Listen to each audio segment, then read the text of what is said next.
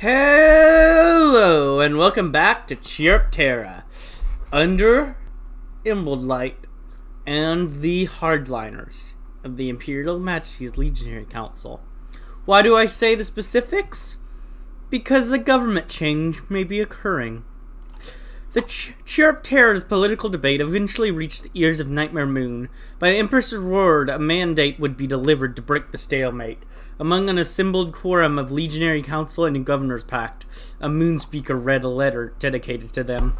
The Night Empress lauded the leaps and bounds each pony in the room had made in their support of her plans. The reforms that the Council spearheaded her will and the dutiful service the governors made had not gone unnoticed. Awards and commendations were given to each soul, titles bequeathed freely and generously, estates taken from Canterlot nobles, awarded in droves as the Empress' disdain for settle made one thing clear. It was all to soften the blow. Her representatives told her what governors her ponies needed in Zebrica, and she listened. 1,000 years of tradition was broken in a moment. The Legionary Council, the entity that had guided Chiropterra for a millennia against all threats, were no longer the Commonwealth's navigators. The Emperor's letter was clear. A civilian government would lead them into the new age. The presence of Chiroptera and his pack made it abundantly clear that the Orange Threshold was the Nightmare's choice first and foremost. The Lord and Lady Commanders, to their credit, did not protest the decision. The youngest of the group, Alfred and Lucent, were the first to offer their congratulations. Nimley moved to offer the pack their full support and the outlines for several reforms they had been planning before the Moonspeaker even left the room. The other commanders were quick to follow, a collective weight taken off their shoulders. But, for better or for worse, they had won victory for Chiroptera, and maybe it was time for those outside the Legion to win the peace. The civilian government wins out. So I'm going to make a whole bunch of things not cores, and native resistance is going to break out, and yeah, apparently things are not, people aren't loving this change, apparently, you know, for some odd reason.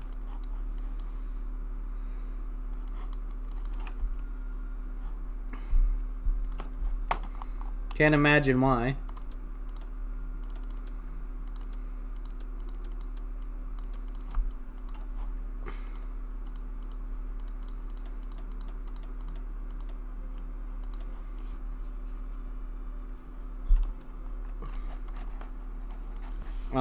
Okay, so yeah, people are beginning to be a little angry, but you know, it happens,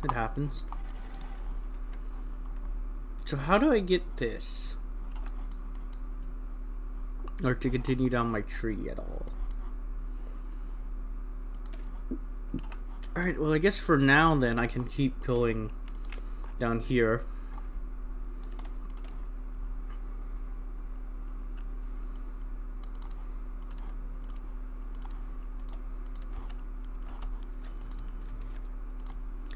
The Governor General. Flashing bulbs sat in the lounge chair, shifting uncomfortably underneath a massive painting in the Governor General's office. It was a portrait of the Legionnaires' first landing on the Chiropterra shores, flanked by the flags of the Empire and Commonwealth. The looks painted on their faces divinely expressive, the look of unbridled hope and resigned anguish to a lost homeland captured by a long-since deceased artist. Chiroptera ordered it to be placed in his office, a permanent reminder to all who sat beneath it what came before the Commonwealth's victory. Chiroptera himself was strangely silent, the Stressful looking concerned from behind his desk. For once, Flashing found herself asking the questions. Governor General Stick, your administration has been tasked with bringing the Commonwealth into a new era by the Nightmare herself, and Flashing Bolt stumbled back into their shared silence, blinking once she shifted into the informal tone. What now, Carrot? I've never known you not to have a plan, nor to be this quiet. I'm not sure, Carrot said slowly. Have you ever walked into a room and struggled to remember why you're there? Or accomplished a dream and not feel a thing?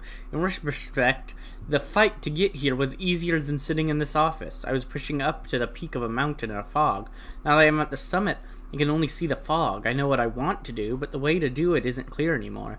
Good analogy, but you said it yourself that you know what you want to do, Flashing said, giving a sympathetic smile. It's not easy to find that pass, but I think you'll find your next mountain to climb soon enough. Carrot chuckled at that. Running a hoof around his hair as he tilted his head in agreement. No, it is certainly not easy. Nothing ever worth doing is easy. Time to get to work.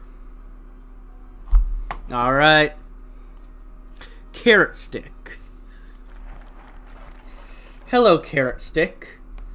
One of the many servants to honor the Lunarist cause, Carrot Stick is perhaps one of the slightly more oddball.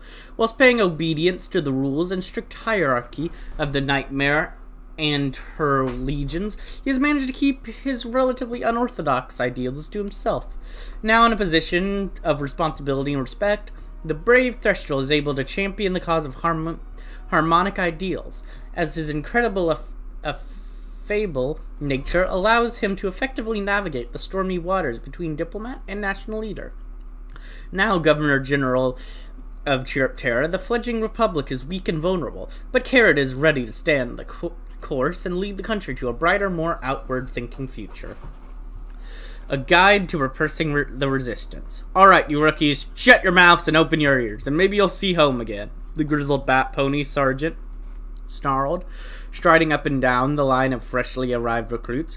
I welcome you all to the cesspool known as Buerzina. You've all been granted the honor of spreading the truth of the Nightmare across these savage lands. He stopped his pacing, taking his time to glance at each recruit in turn, making sure his displeasure was crystal clear. The Legionary Council is free to claim whatever it wants, but you'll soon discover that things are not nearly as rosy as they say. Luckily for you, I'm the one with experience here, so listen up.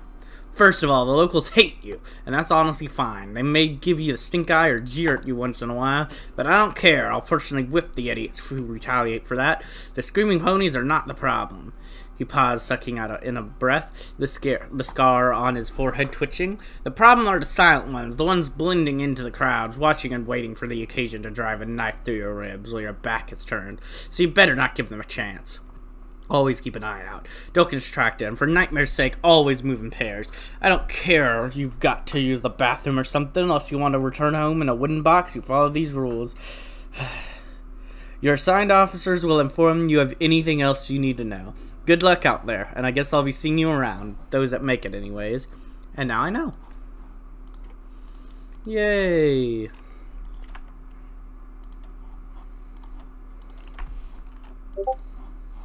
Woo.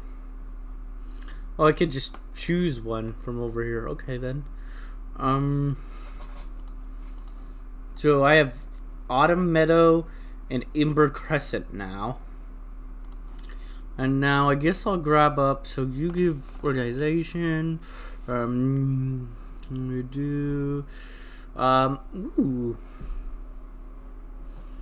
Emerald Light, come back here. You're coming on you're advisor now.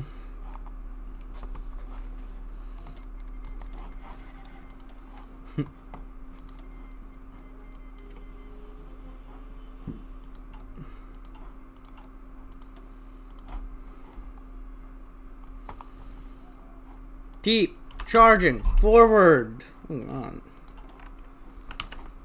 Who cares about your deaths?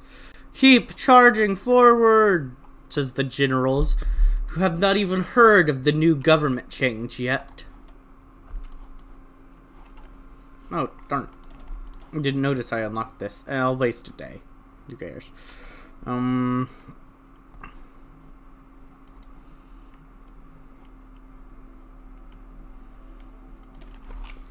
The Carrot Crescent government.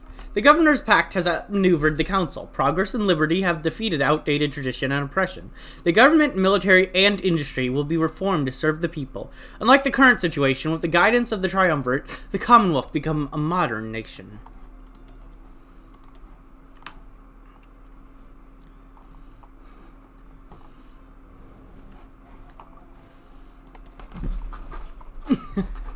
Oh, blue.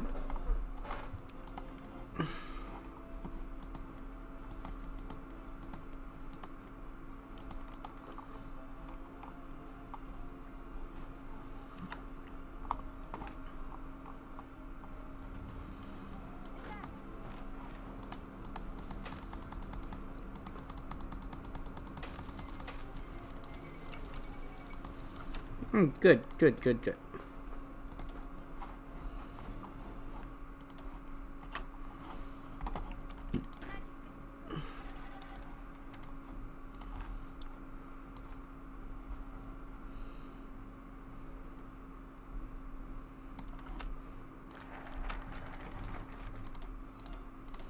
The cabinet. Flashing bulbs sat in the corner of the conference room, tapping away on the typewriter as the first meeting of Carrot Crescent government took place. The room was full of cabinet heads and even a representative from the Legionary Council, but ultimately all eyes were on the original triumvirate. Sitting at the head of the table, Carrot Stick silently motioned for every pony to take their seats, giving the honor of starting the meeting to Emerald Crescent without so much as a word. "Now that we're at the helm, it's time we start dealing with the storms on the horizon," Ember said, the retired admiral giving a nod to the assembled ponies. "We've identified several objectives that we can realistically meet, and who is going to handle them? On matters of the economy, I will be assuming the lead," Spring Meadow said, the unicorn mare adjusting the elegant suit she wore with a slight haze of her magic. The same tactics that the Nightmare's hooves used to give Chiropterra. A hoof hold in the world's markets can be harnessed to ensure continued dominance of them. What I've done on Palisade Street will be expanded to the rest of the Commonwealth. The military reforms performed by General Lehigh are interesting to say the least, Emerald Crescent rumbled, pointing to a hoof to the representative from the Legionary Council. It has the cabinet's approval. Ensure he has the resources he's requested. Additionally, we've reviewed the initial plans for the counterterrorism operations. We've narrowed down the legal choices for you. I'll be working with the council to ensure they're followed. Gentle ponies and gentle mares, let me be clear with the government's intentions, Carrot Stick announced, breaking his silence as he sat up from his position at the head of the table. The main push of our efforts will be political, from civil liberties to a review of how the military and civilian bodies interact. There will be change. The stratocracy will be ended by the rule of law, but how that end comes will be defined by our actions. The Commonwealth will be brought into a modern era of proper legislation and action. Inspirational, to say the least. So can I? Okay, I can still. Oh, wow. You took control. But I can still justify war if I need to. We will make no friends, nor enlighten any pony if we go around kicking the natives off their land.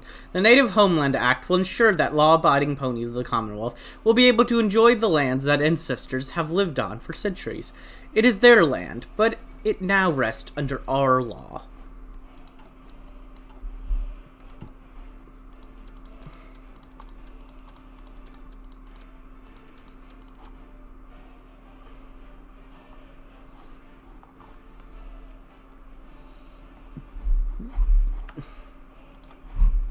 Keep charging onward.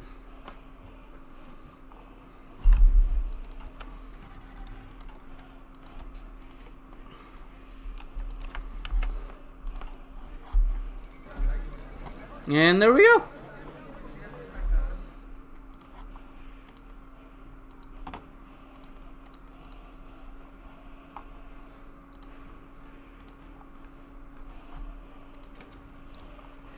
Ugh.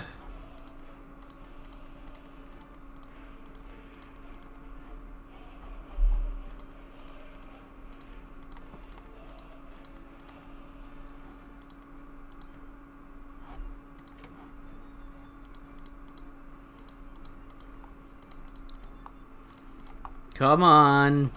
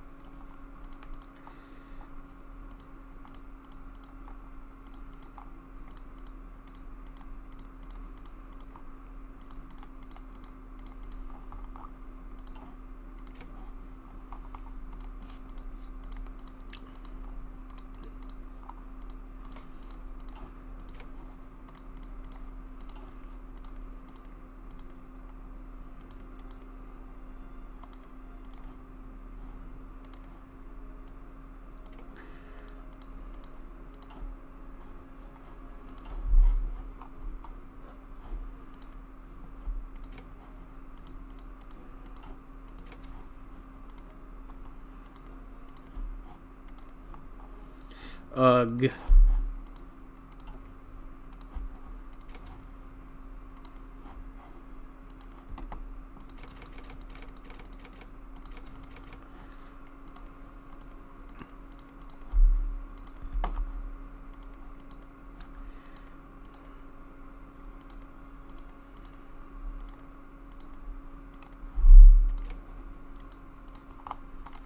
Come on.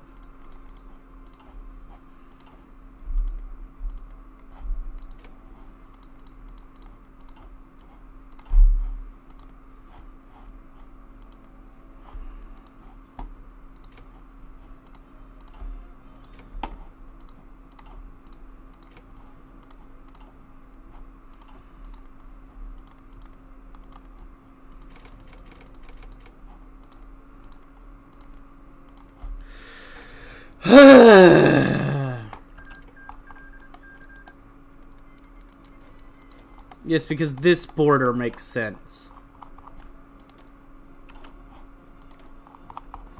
Like this border, you know, makes perfect sense, Luna.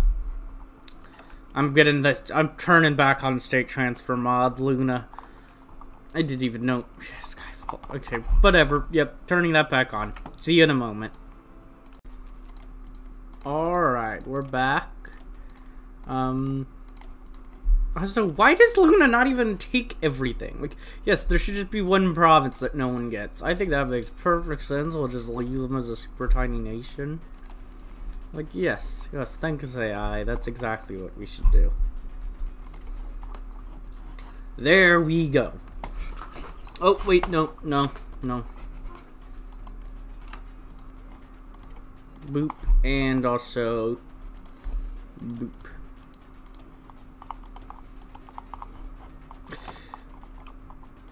You know what, Luna, you can have that city as like your trade port. Yeah, that's like your little trade port on the continent. I think that's fair. You are the overlord, queen of Vassal, the great nightmare. There, you can have that. Okay, now that that's been finally dealt with, I'm going home.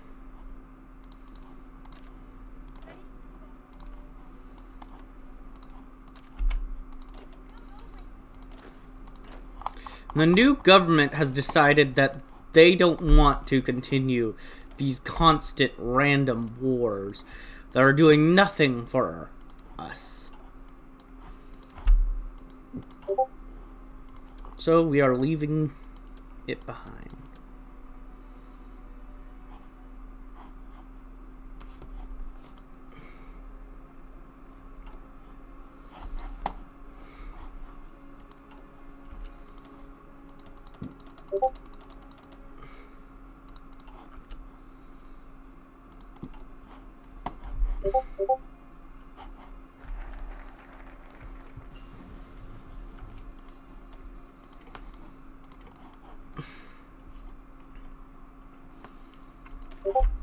Oh my goodness.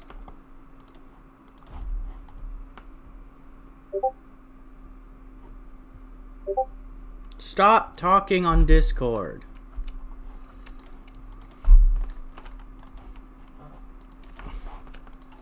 Random people.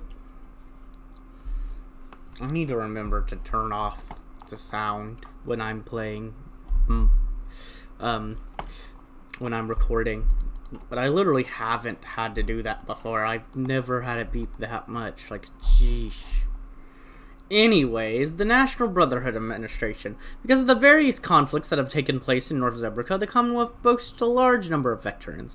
Our own soldiers are former enemies alike. To guarantee their integration back to civilian life is as smooth as possible, soldiers' fraternities will be created and supported under a larger national department, ensuring they'll receive efficient care.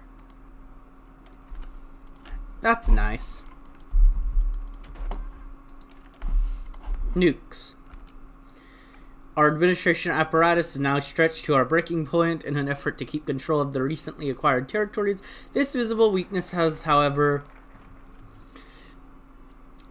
breathed new life into dozens of different resistance groups seeking to undermine our authority.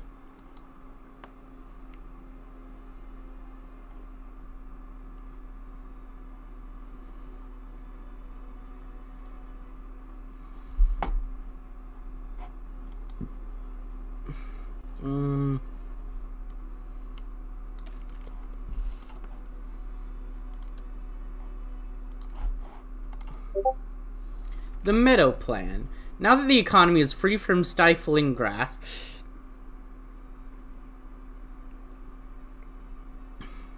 of the legionary regime, Governor Meadow can enact her reforms, such as the removal of unwanted economic regulation.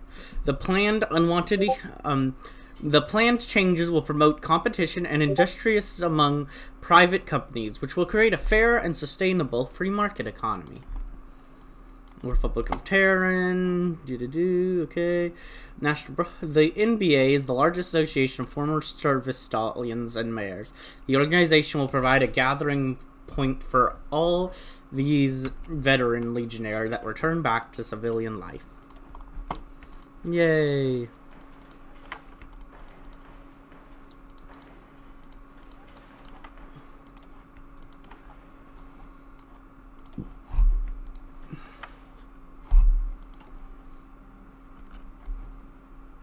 Native resistance. The situation is critical. Roads and bridges are death traps, and our patrols refuse to operate outside major avenues, leaving resistance groups to operate with impunity. Something must be done to deal with such embarrassment. Yes, agreed. But okay, I need to go the middle path. There we go. I just did not find where I needed to actually go to fix that. Integration effects are working at a full regime, and soon countless new citizens will join our society.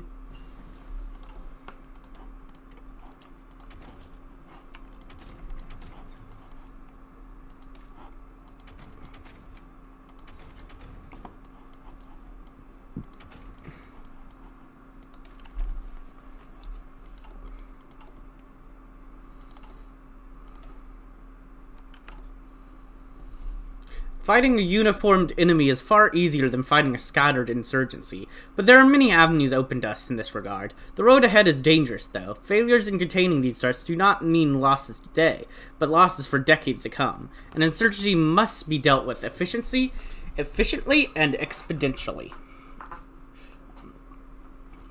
Emerald Light's progress report. Project Oxica 3. A unicorn volunteer from the Children of the Moon Legion survived the final test of Project Oxica today. Although half a dozen laborers have also survived the process, through testing had to be completed before we tried it upon the faithful. The experience, according to the unicorn, was unlike anything she had experienced before. Magic came easily to her. Her power was exponentially increased, and a clear aura of energy grew around her. And she did not explode, which is a good sign in these matters. She performed in record strength for 10 minutes before crashing, several minutes longer than untrained unicorns had. While our teams had found success in the use of morphine to dilute the compound, the brain depth of several laborers made it clear that it was simply too strong to be a depressant. While pure alcohol dissolves most substances as a solvent, the crystal extract could persist easily within it. By combining the two, our teams created the Uber Crystal injection that had led to Project Oxica's success. While most mages will be rendered exhausted following the use of the Uber Crystal, it is an effective tool or necessary last resort in our Legion's arsenal now.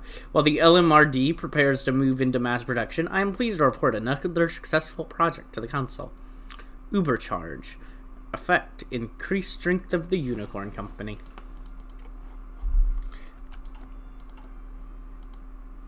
I mean, I use a Pegasi company, not really a unicorn company, but you know, whatever. It's nice, I suppose.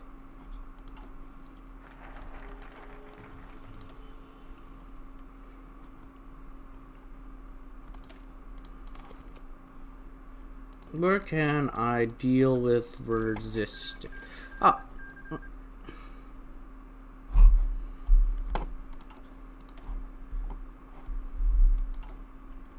Fresh blood.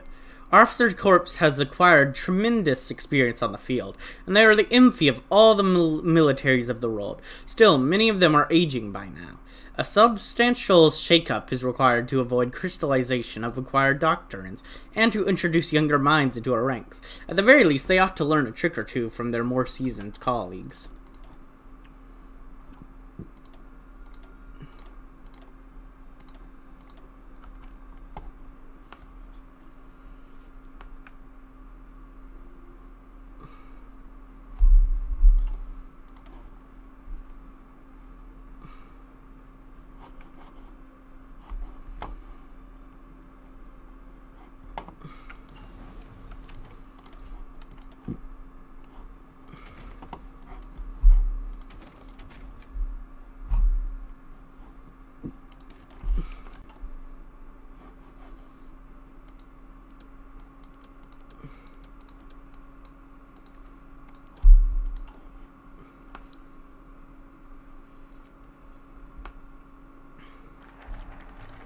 An evening at the pub. Deep in the streets of New Akititi, there lies a small bar, popular with the legionaries. In that bar, 3 glasses clinked together as 30 friends gathered to celebrate their promotions. Crimson Wave sat beside his 2 subordinates, who had served with him from his first command. Hard to believe how far we've come. I feel like we've barely made it out the academy, Crimson said, adjusting to his new uniform. I'll say, I bet you've broken the record in terms of just how fast someone can move up the ladder. You make friends with a member of the council or something, one of his friends commented, before taking another swig of his drink. Oh, don't be ridiculous. I'm just good at what I do. And that's something the Legion is eager to reward, Crimson responded before taking a drink himself. Don't undersell yourself. You put the fear of the Legion, of the nightmare, into those heathens' last engagement. His friend responded in turn. The group then proceeded to order another round of beer, glad to have some rest after a particularly difficult series of battles. While Crimson Wade had not broken any records, he had still been promoted at a fast pace. His motto, harsh but effective, reflected his policy of command. He expected the very best from his soldiers and gave his best in return. While his ponies trained, he would tirelessly study tactics and strategy, ensuring that every aspect of the upcoming battle was in the Legion's favor. This policy had earned him respect, if not admiration, of the Legionnaires, and carried him up the ranks. But really, Crimsons, you've got to slow down and give the rest a chance, his friend said. You'll be commanding the entire Legion in a few months at this rate, the other commented. Don't be ridiculous. If I slow down, then we'd be drowning in heretics by the next week. The table erupted in yet more laughter as the 3 continued to drink. And as their celebrations continued long into the night, Crimson Wave thought about the future. Maybe one day. I see you and your ambitions, huh? Good for you. You should have ambitions.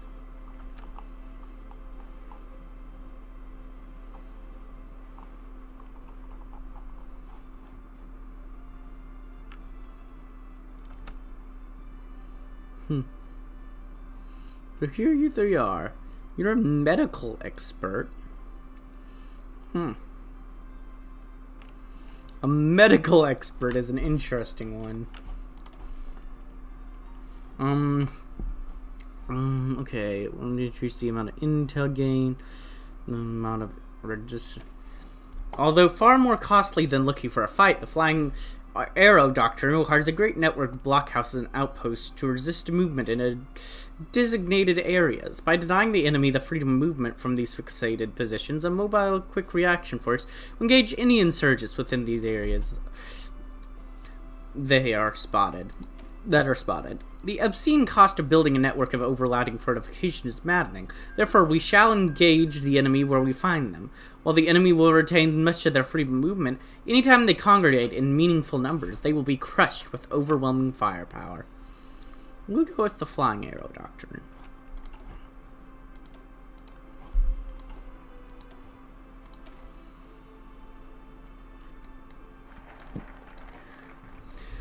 While fighting an insurgency is much more layered than a conventional war, it does share its similarities. Clear lines of communication and integrated chain of command in areas of operation will enable a singular shared approach, as opposed to multiple disconnected effects from different agencies and branches. That is true.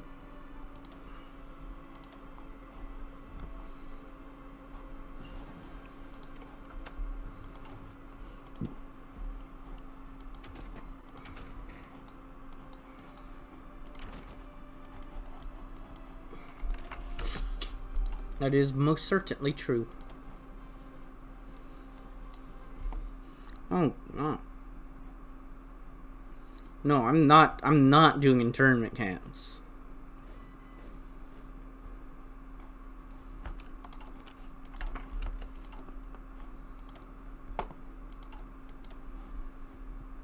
We are doing civilian outreach programs. An insurgency will continue indefinitely if the civilian population does not want you there. We cannot change hearts and minds overnight, nor cause further harm by isolating civilians in camps. We can reach out to them by building roads, schools, and integrating...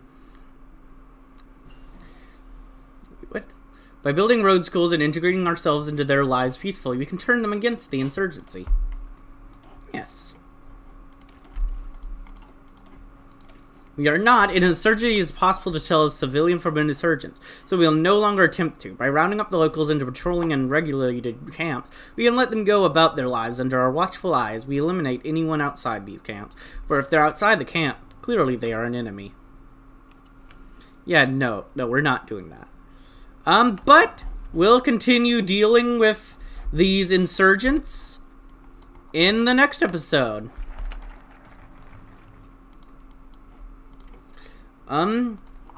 If you enjoyed this video, like, comment, subscribe, and hit the bell button. And, as always, peace.